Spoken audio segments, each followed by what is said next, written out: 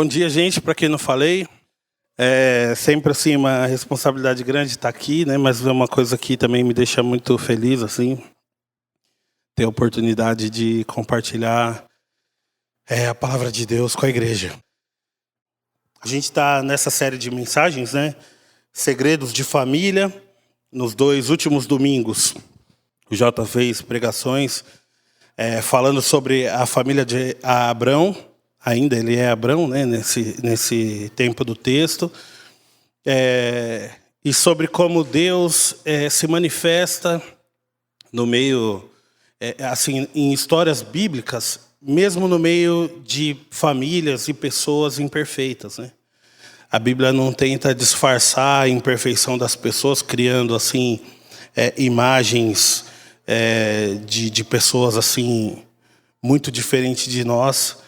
Mas a Bíblia vai tratando de pessoas que, apesar de muito tempo atrás na história, tem algumas relações entre elas parecidas com as relações que a gente também mantém com as pessoas que nos cercam e com as pessoas com quem a gente divide a vida.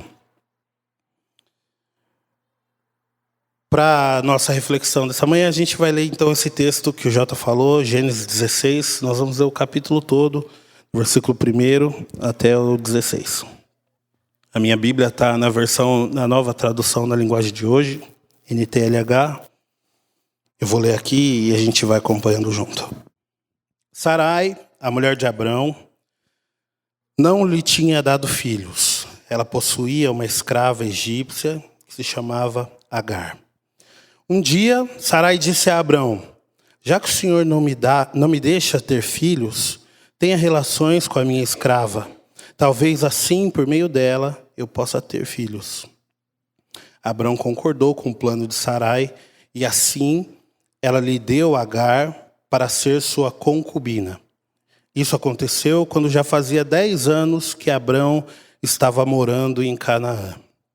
Abrão teve relações com Agar e ela ficou grávida.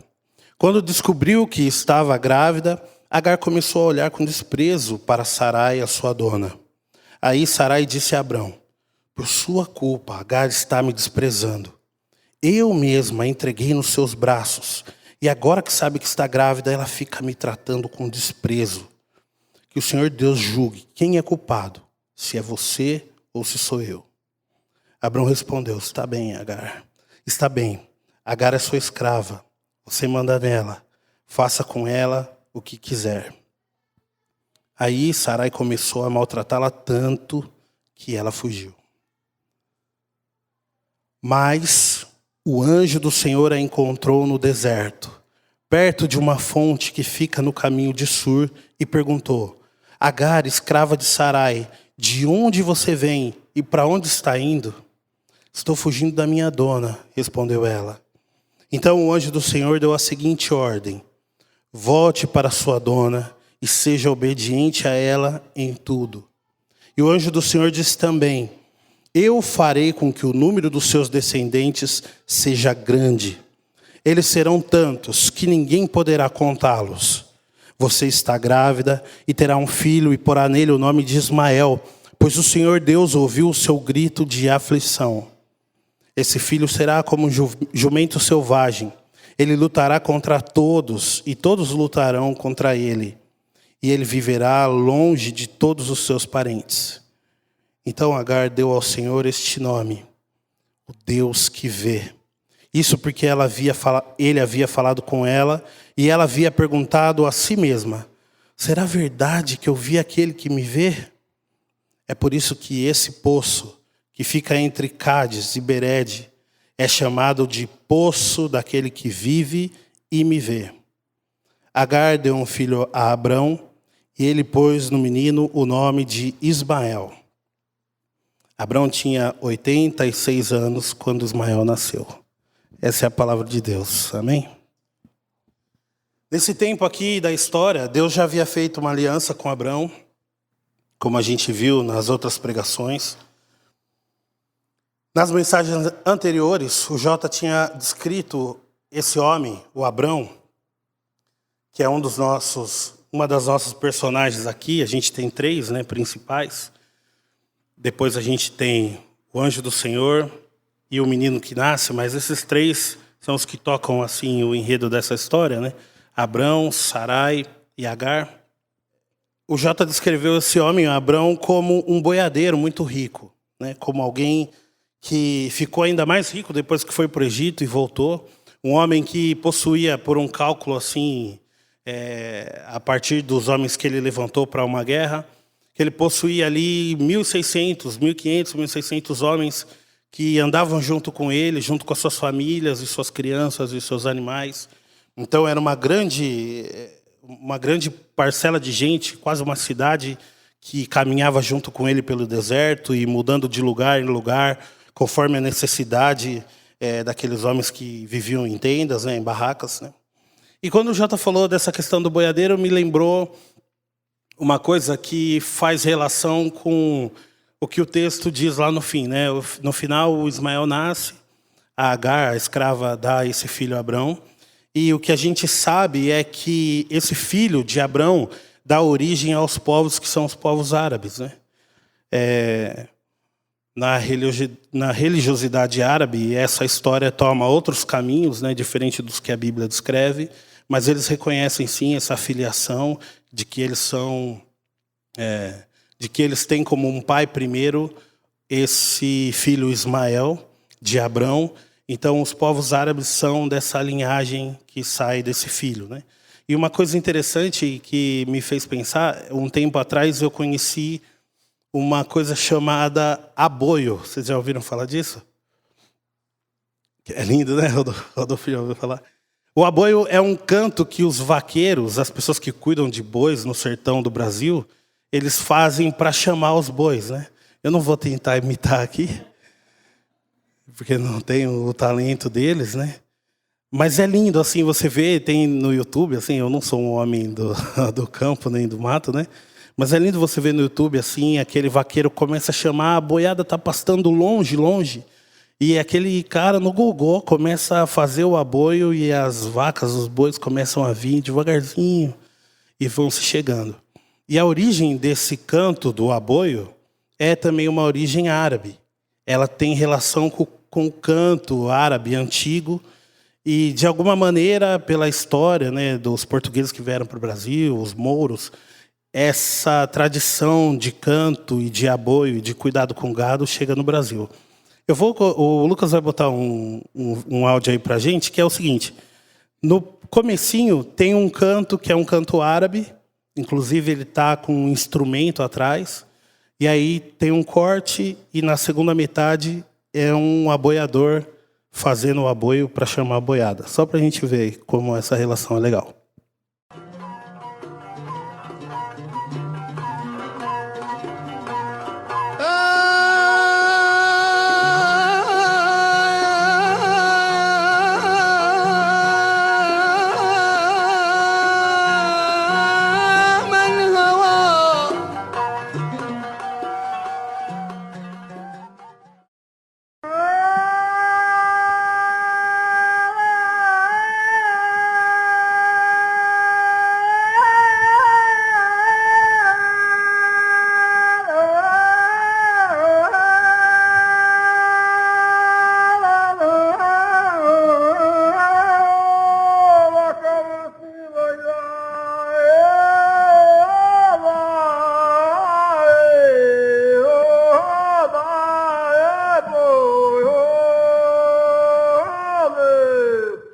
Bonito, né?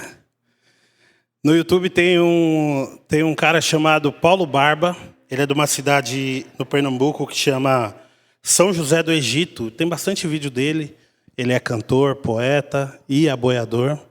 Eu acho que a realidade desses homens do sertão brasileiro é uma realidade que se assemelha um pouco para a gente tentar assim, chegar no que está acontecendo aqui com Abrão, com Sarai, com Agar, né?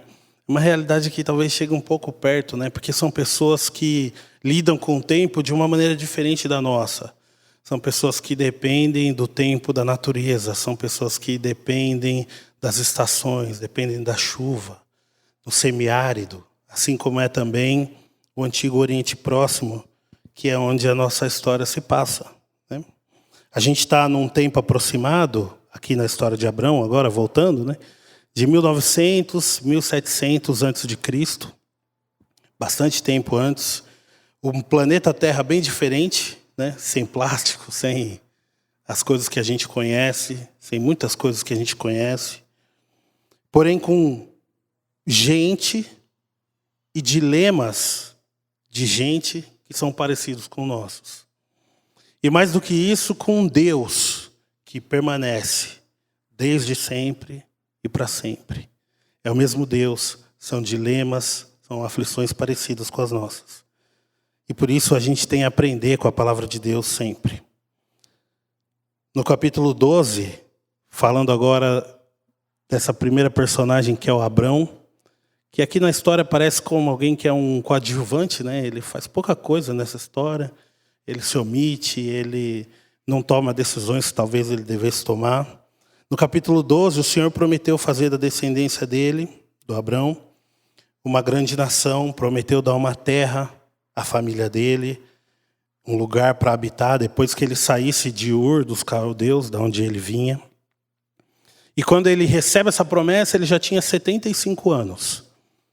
Quando Ismael nasce, a gente vê no texto, né, que ele tem 86. Então, entre o tempo que ele recebe o primeiro chamado para sair de Ur dos caldeus até o tempo que essa história começa a acontecer, passa-se mais ou menos uns 10 anos. E esse é o tempo da espera desse homem que está envelhecendo, de um jeito diferente, é verdade, do nosso. É um homem que começa a ser chamado aos 75, tem um filho aos 86, tem um outro filho aos 99, vai morrer aos 175 anos, é um tempo diferente do nosso, mas ainda assim é um tempo bastante longo para se esperar que uma promessa se cumpra, e na verdade a idade vai chegando, o tempo vai se passando e esse homem vai tentando assim entender o que Deus quer dele, né? Outra coisa que vale a gente lembrar é que o Abrão ele não tinha a religiosidade dos judeus estabelecida. A coisa está se formando através dele. A história bíblica que a gente conhece e a religiosidade, os dogmas, as certezas que os judeus têm e que a gente também tem como cristãos, né? Elas estão sendo construídas aqui. Então ele é um homem que não tem um livro para consultar quando alguma incerteza acerca do que Deus quer dele aparece. Ele é alguém que tem a sua fé e as manifestações que Deus está dando para ele para se guiar. Não muito mais que isso, apesar que isso já é muita coisa, né? Um Deus que vem até você, se manifesta e faz promessas. Já é bastante coisa, mas a vida dele não é tão fácil. As outras personagens que a gente tem e que estão vivendo também esse mesmo tempo são a Sarai, para quem o tempo continua passando. As incertezas no coração dela vão se avolumando, porque ela é uma mulher estéril num tempo em que ter filhos significa ter riqueza, ter longevidade, ter alguém que cuida de você, ter alguém que vai levar a sua família, a sua riqueza adiante, né? E apesar de ter tudo, de ter muita coisa, de ter muita riqueza, como a Bíblia nos fala aqui, que Abrão é uma pessoa assim bem-sucedida, né? Com muita gente debaixo do seu poder e tal, mas a dor dela, a dor da esterilidade vai sendo alimentada por ela nesse passar do tempo, no passar desses 10 anos que a gente está falando aqui. Que apesar de ter tudo, não tem o mais importante, que é um filho. Nesse mesmo tempo, a gente vê a nossa terceira personagem, numa narrativa paralela à do casal, Abrão e Sara. A gente vê um outro tipo de dor, que é a dor de Agar, uma escrava egípcia que provavelmente se incorporou à família, à tenda ali, ao povoado de Abrão, quando ele esteve no Egito, é provável. E que está passando também por esses anos, vendo a sua juventude passar, vendo que foi afastada das suas crenças, da sua terra, das coisas que ela aprendeu a vida inteira, e ela passa a ter a sua força e juventude compradas e colocadas a serviço dos planos de terceiros. A dor dela também vai sendo cultivada no coração com o passar desse tempo. Essas mulheres, o Abrão, as suas dores, dúvidas, incertezas, todas essas questões, elas estão ligadas, né, por vínculos que as pessoas têm umas com as outras. Eles convivem. Sarai convive com Agar, Sarai convive com Abrão, Abrão com seus empregados. E todo esse molho, né, todo esse caldão de coisas que a gente traz conosco, está ali também se desenvolvendo junto. Cada um deles sofrendo, lutando as suas dores e fazendo alianças entre si. Aliança é o que a gente vai chamar aqui dos vínculos que eles têm uns com os outros. E para essa nossa reflexão, a gente vai olhar para 3 alianças que a gente vê aqui no texto. 3 alianças humanas, que quando desconectadas da aliança divina que Deus havia feito com Abraão, já tinha confirmado para ele, outras 2 vezes antes dessa passagem, mas 3 alianças que humanas e como uma busca de satisfação assim pela própria força, estão fadadas ao erro, porque elas são firmadas em desobediência e elas vão distorcendo a imagem da aliança principal que Deus definiu e decidiu fazer com Abrão, gerando consequências desastrosas e culminando em opressão. O Deus libertador, o Deus que muito adiante ia se mostrar como um Deus libertador aqui, precisa resolver esse problema de opressão que vai se formando no meio desses vínculos, dessas 3 pessoas. Então a gente vai ver essas três alianças humanas aqui. A primeira entre Abrão e Sarai, a segunda entre Abrão e Agar, e a terceira entre Sarai e Agar. A primeira aliança entre Abrão e Sarai, a gente encontra lá no versículo 2 e no versículo 3. Um dia Sarai disse a Abrão: já que o Senhor Deus não me deixa ter filhos, tenha relações com a minha escrava, talvez assim, por meio dela, eu possa ter filhos. Esse tipo de substituição para uma mulher que não podia ter filhos era previsto assim no convívio daqueles povos antigos, né?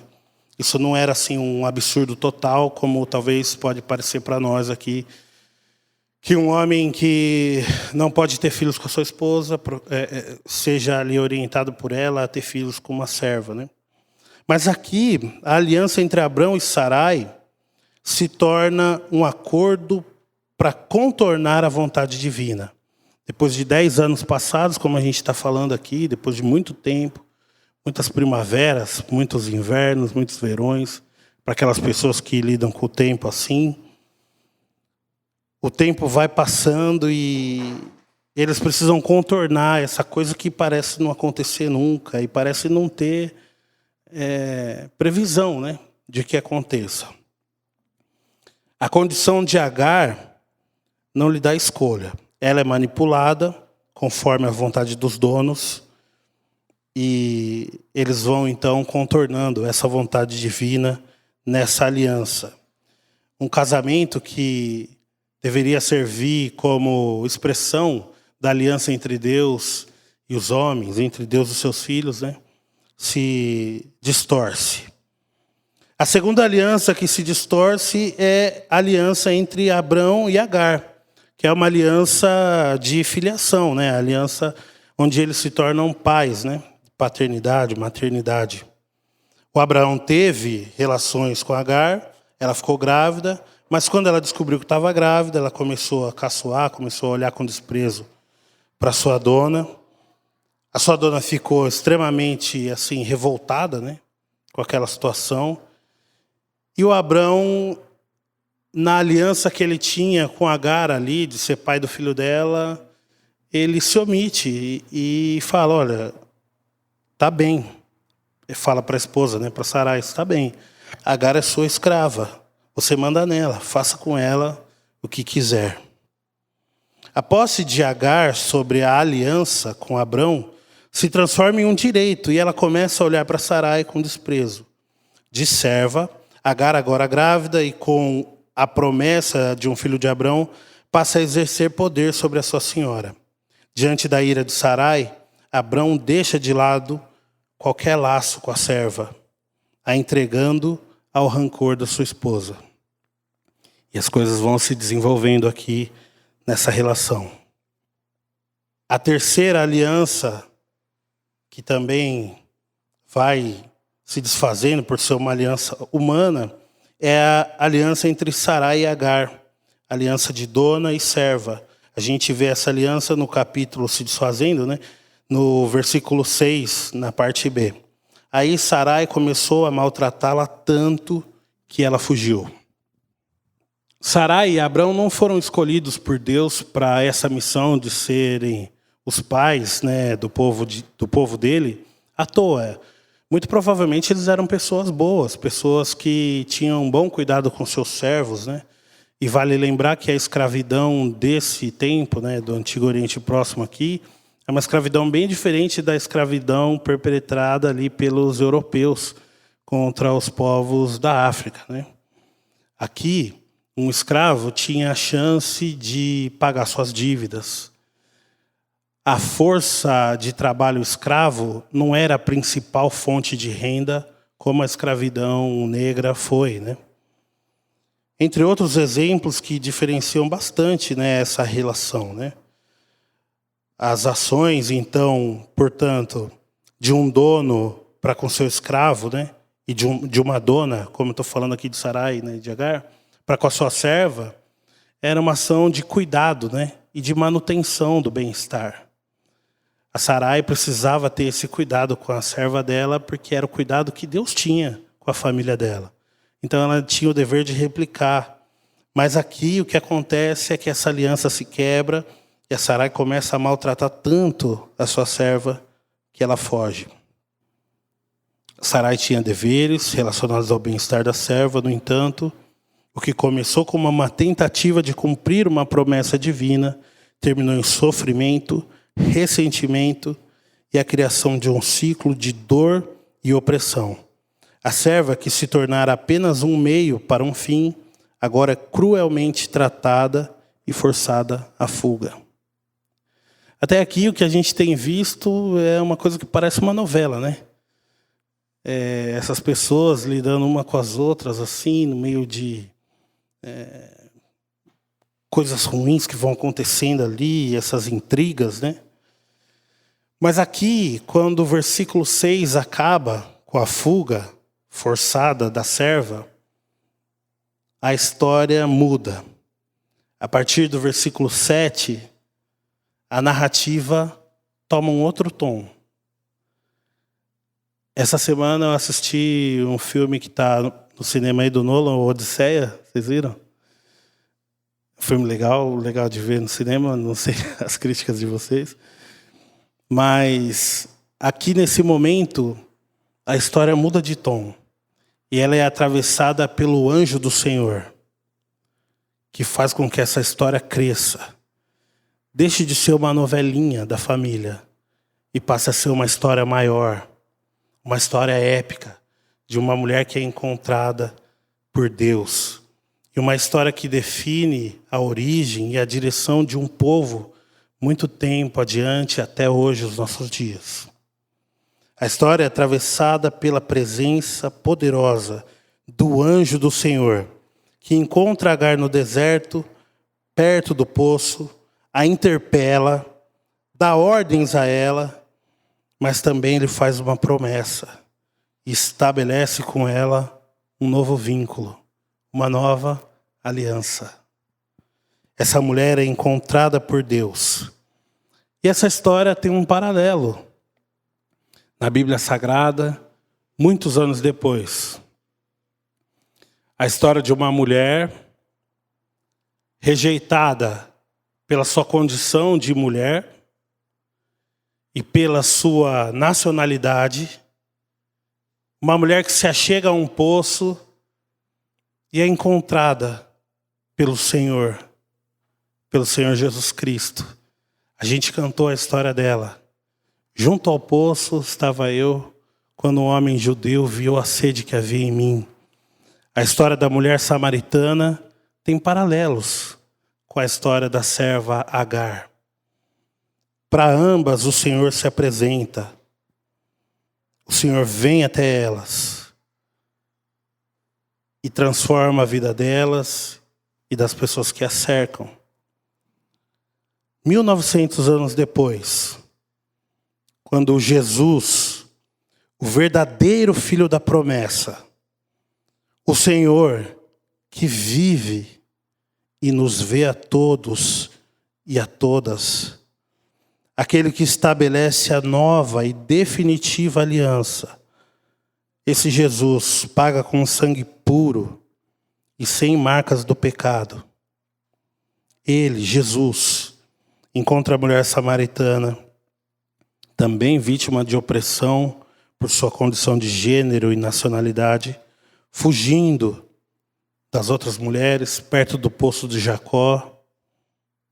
Esse Senhor manifesta a ela a sua natureza divina e anuncia que nele se cumpre o tempo em que as pessoas de todo lugar, de todo mundo, adorarão ao Pai em espírito e em verdade.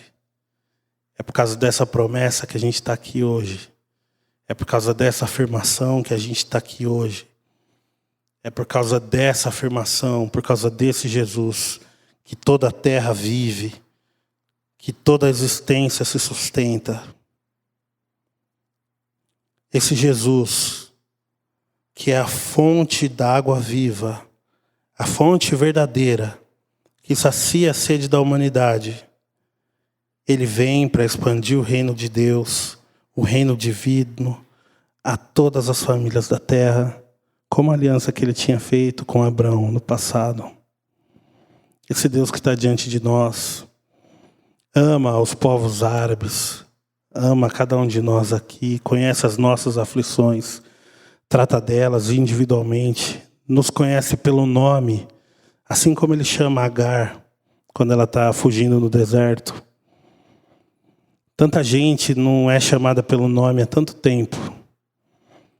Tanta gente é chamada apenas pelo que ela representa na sociedade, né? Um mendigo, um marginal. Mas Deus conhece o nosso nome, sabe quem nós somos, nos chama por esse nome, está interessado na nossa história e na história do mundo todo. Esse Jesus sacia a sede, sacia a nossa sede, sacia a sede no sertão, no deserto, no Oriente Antigo, no Oriente do presente. Esse Deus maravilhoso que está conosco. Para encerrar, irmãos, eu queria ler uma poesia de um desses poetas que eu falei que eu encontrei, né, nas redes, a partir do Paulo Barba, né? Eu encontrei um vídeo dele recitando esse poema.